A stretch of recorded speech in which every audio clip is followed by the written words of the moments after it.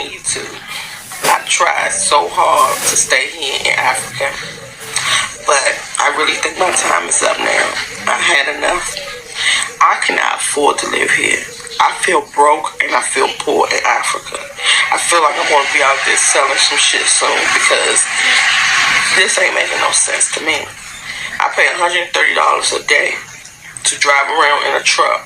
I paid $100 a day to live in a 2-bedroom and the 6 of us with no hot water, no stove, no refrigerator. The refrigerator broke. Then on top of that, I got lizards crawling in the bed with me.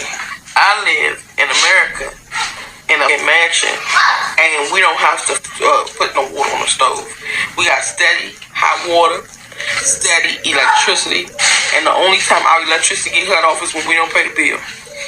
And we got it so good now, we got prepaid electricity, so if we forget to pay the bill, we put some money on that prepaid thing, and it comes right back on in 2 minutes. In less than 2 minutes. This shit right here didn't come on for 14 hours yesterday. I can't deal. I love the people. Don't get me wrong, when I'm outside, I'm having fun. I love people, but when I come back to reality, when you come back home, home is where the heart is, right? When you come back home, you're supposed to feel comfortable, you're supposed to be happy. I'm not happy.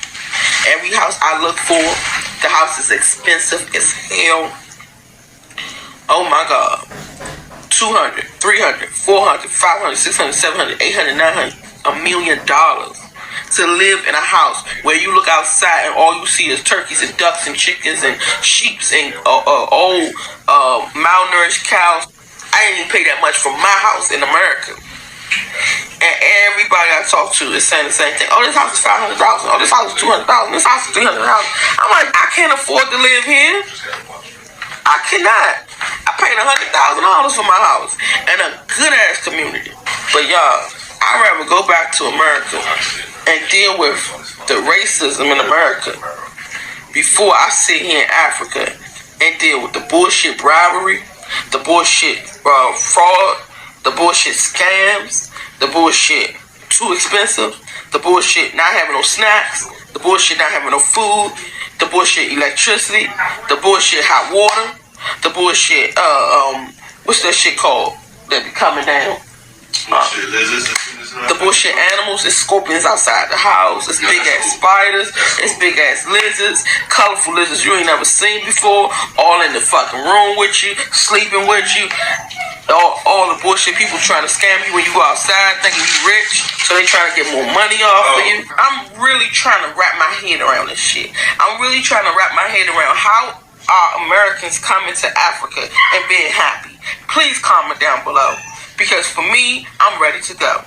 And I always used to say, if it's up to me, it will be. And I'm going to go out to Africa and make shit happen. No, I don't want to. I want to take my businesses back to America. I want to open up shop back in America, open up my dentist office, and all the stuff that I was going to do out here in America. Because I was basically telling everybody what they will experience when they come to the motherland. So for the people who need to study or research, or for the people who looking to find some people abroad that they need to ask questions and talk to about what they need to do when they get here, we basically telling them, and we keeping it raw and unfiltered, uncut. So you have everybody talking about, oh, the motherland is beautiful. It is a beautiful place, but you gotta know reality when you get here. Reality has to set in. So I'm basically telling them, look, when you come here, don't think it's gonna be a parade for you, because it's not. Don't think that it's gonna be snacks and it's gonna be the same thing in America, because it's not.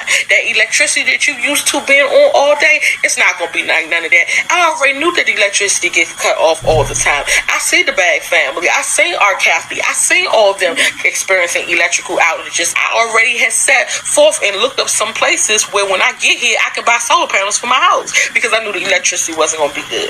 I already knew all this stuff. I was just telling people because it's people out here that don't know, and so you need to know. So I'm telling you, get ready, because it's going to get rough. It's not easy. And yes, I am in Accra, and I knew that Accra was the most expensive place, and I knew it was the most developed as well. I wanted to be in a developed place, but at the end of the day, don't shit me. I always used to say, get me, don't shit me. Don't have me come all the way out here, and because you see I'm American, which you don't even know that I'm a Ghanaian too, but okay. Okay, I'm gonna give you that I'm American because of my accent. So don't have me come all the way to Africa and say a house is 400,000, but you tell me it's 700,000 because you feel as though I'm rich. Everybody I've ever talked to looked at me like I was dollar signs. As soon as they see me, it's money, money, money. I can tell you 15 stories right now since we've been in Africa, where people try to overcharge us and overprice us, and I'm on their ass. So for the people who say, "Oh, she's over there getting scammed," I didn't get scammed. Now one time I told y'all the experiences how they tried to scam me. They tried to scam me, and I was in they deep in their ass. And so, for the people who say, "Oh, Africa is not weak is not for weak people," let me tell you something. All Africans are weak. I got a fucking African father who weak as fuck. I know all Africans are weak. They aren't built like us in America. So I'm all in their ass when they try to take their weak asses and try to use me or try to bribe me or try to get extra money out of me. You gotta wake up pretty early in the morning to pull one on me, because I already see the shit coming. Then the other thing, people saying, "Oh, she didn't do no research and she hasn't built a network." All I do is build networks. I'm on all the groups that's on Facebook, that's on WhatsApp, all that. I've been there, done that, years, all that. I don't trust people. Because first of all, everybody has an agenda. They can act like... Aside from my barefoot journey, I get a lot of questions about why I left Ghana. And no, it's not because I don't love Ghana. Trust me, if I didn't feel like I needed to leave Ghana, I did not want to leave Ghana, I would not have left Ghana. But that's neither here nor there. The biggest reason that I left Ghana was because when I went to Ghana, I was not financially prepared or responsible. And I say that because at the time that I was hustling my ass off to get the money to get a ticket to go to Ghana, I was homeless. I had just got a part-time job thinking that I was going to be moving to Arizona. And when that completely fell through, I was in total crisis. I am so grateful that the opportunity presented itself when it did, because it was literally perfect timing and the most beautiful manifestation, but I can tell that story later. The main reason that I bring this up is because I am not ashamed or embarrassed about talking about the fact that I was not financially ready to move to and stay in Ghana long term. Now, I did stay there for 10 months, and there are other factors that affected my decision to come back, but ultimately, I knew that it was going to be the best for me if I came back, got my financials in order, really understood what I was getting myself into, which after 10 months, I definitely did, and come back financially prepared, not only for myself, but also to give back and to support my community that I will be living in and staying in. I am so blessed for the people that I met in Ghana, my friends and family, who will always be there to support me, whether I'm here or there. My biggest advice before moving to Ghana, or really anywhere that is not your native country, is to get your financial poop in a group. If you're trying to escape life or have an adventure or something, that's cool for the short term. But if you aren't setting yourself up for the future, you don't know what that's going to bring for you. I am so blessed to have family that I can go and stay with, friends that I know will be there for me when I do come back, which I am going back, of course, because I couldn't stay away. And knowing that I have that while I'm also getting my financials in order is going to set me up in the long run, not only to be a productive member of Ghanaian society, but on top of that, it's going to set me up here as well so that I can have the financial stability to live the life that I really want to live. I really screwed myself over with my financial trauma here in America, and I don't want to take the same bad decisions that I had here over there. Just some food for thought, and I hope this was helpful. Let me know in the comments. Today's video is going to be a sad but very deep video because it talks about African Americans that are actually moving back to the US because of certain things after moving to Ghana for a certain period of time. And in this video, I'm going to share with you some of the reasons why they would definitely leave Ghana. Like, it is not something of debate, right?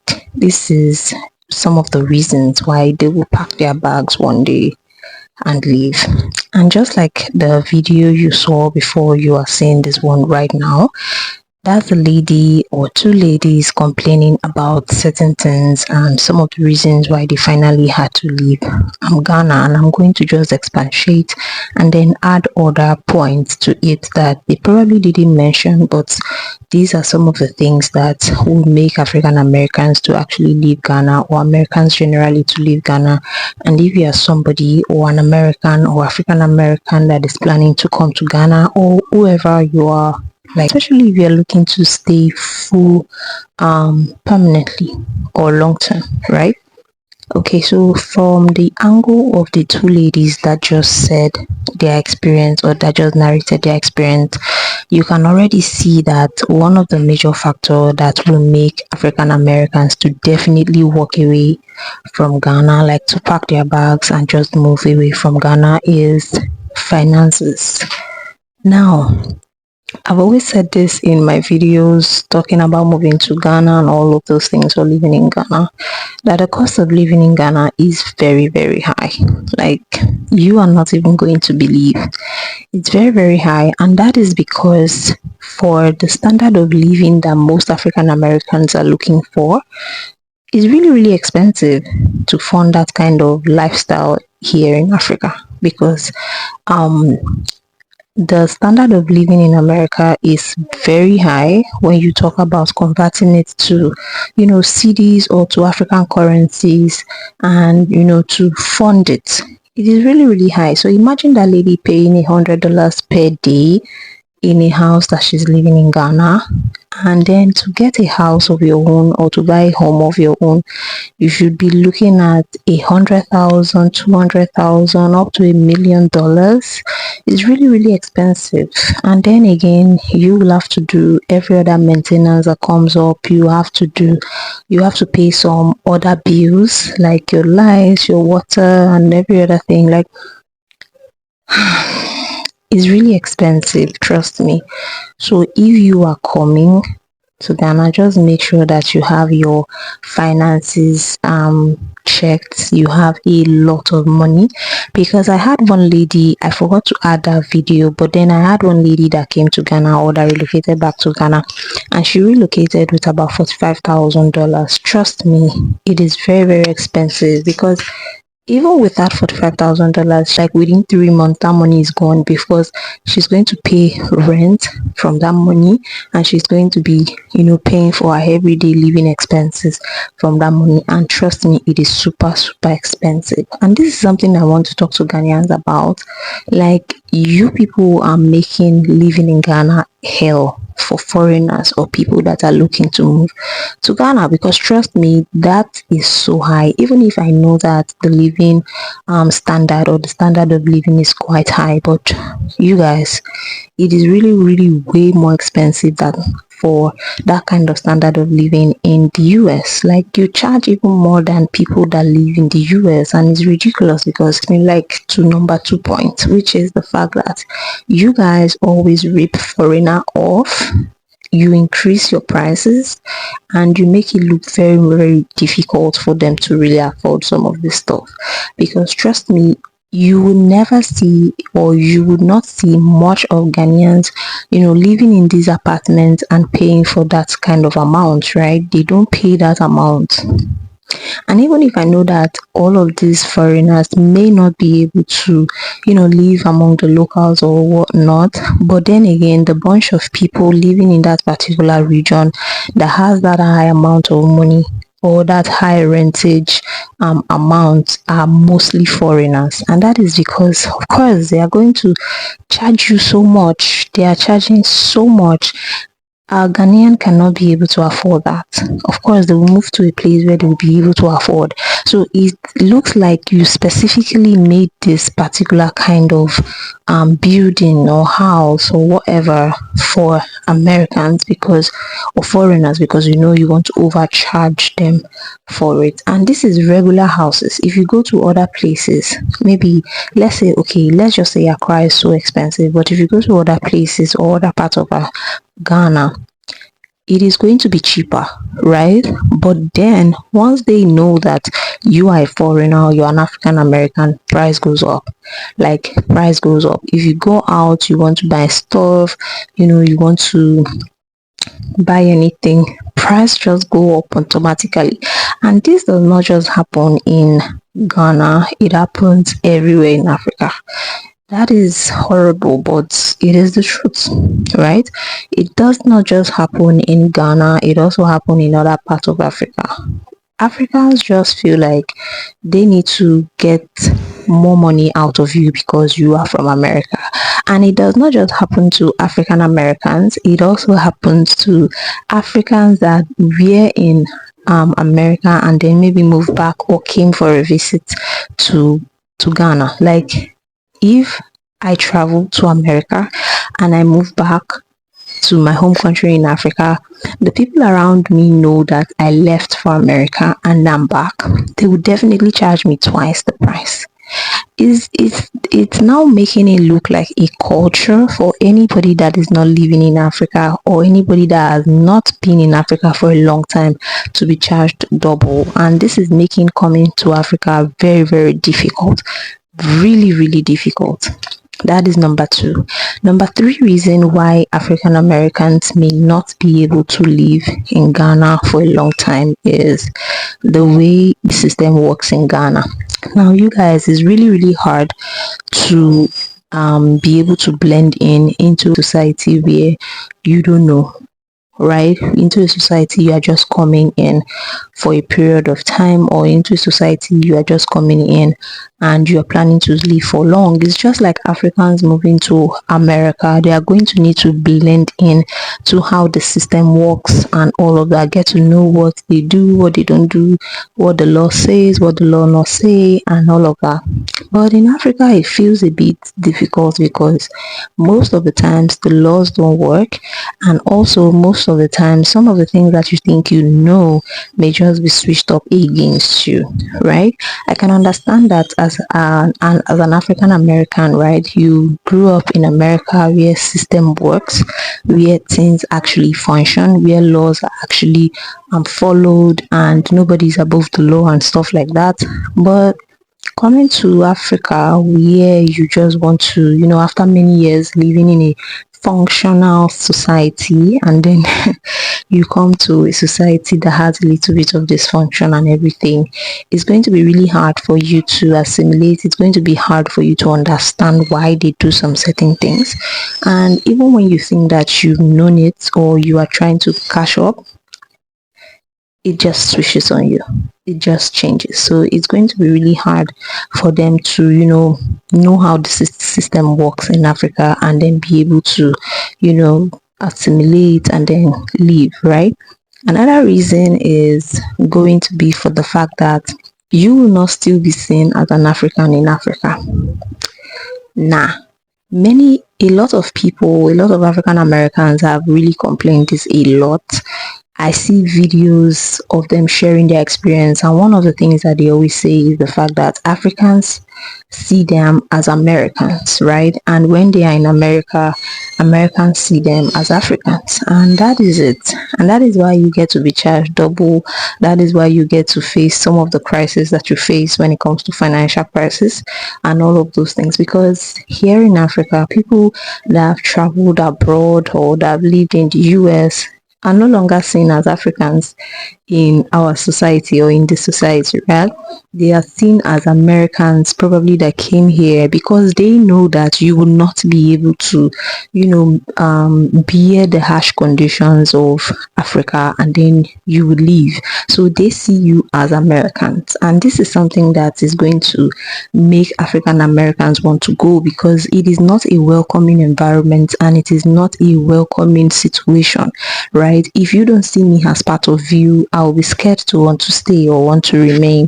So this is another reason why I feel that African Americans may not stay longer, okay, in Ghana, even in other parts of Africa, right? But then again, the complaint or the bad reviews that I've seen this past few days is really coming from Ghana, and that is why I feel like I should address it or talk about it. Now, this is going to be like my advice to whoever African or African American that wants to move to Ghana. please, moving to Africa is not really easy, especially if you say you want to live permanently in Africa. It is very hectic. It is very time long. It's a long process. It's time taking and it's very stressful, right? So when you plan to move to, or when you are saying you want to move to Africa to live permanently, please have your plans in check and have a long-term plan and also a backup plan for that long-term plan. You don't move to Africa just because you've decided you want to move to Africa. You need to make plans that are wise. You need to make, especially when it comes to financial plans, because trust me, when you go broke, nobody's going to help you, and there is no jobs, or there are no jobs that are going to be given to you, right? So you want to make sure that you're making financial plans right, or your financial plans right. Okay, and then again, it takes process. Don't just wake up and pack your bags and off you go, sell your properties. Like I see a lot of African Americans sell their properties, sell their businesses, and then they move to Africa. It's really heartbreaking. After moving or going through a lot, and then you end up wasting your monies, in the society and all of that. It's really, really heartbreaking. So please do not sell your properties. This is what I advise. If you're looking at moving to Africa for a long time, first of all, come for multiple times, under vacations, right? Come maybe a month, 2 months, 3 months, learn how the people work, how the environment work, hear what their finances are about, how much they pay for some certain bills, if you can be able to afford it. Now, if you can be able to afford it, then you can go ahead and start planning your relocation plan. But please make sure you take the time and make sure you go through the right process, because even for Africans that are in America, right, like full blood Africans that left Africa for America and then they plan to come back, is also the same process they have to take, else they will come back and they will be regretting why they came back. Because trust me, whether we like it or not, America has this system already in place. It took them a lot of time to get there, and they actually put in all of their efforts to make it work. Africa is not just going to work in a space of 1 day or 2 years, right? It's going to take constant effort to work. So if we don't put in that constant effort for years, then it's not going to work. So don't think that you can leave a society that is already working and then move to a society where it is not working yet. And most times the leaders are very reluctant to even make it work, or to put in the efforts to make it work. You are going to really spend all your time and energy, and it may look like it is wasted effort, especially when your monies are involved. Okay, and I've been able to make sense of it, and I hope I've been able to tell my truth. So if you have your own story, or you have your own experience you want to share with us, please leave it in the comment section. Thank you guys so much. Do not forget to give this video a huge thumbs up, and do not forget to subscribe to the channel. Thank you guys so much, and I'll see you in the next video. Bye.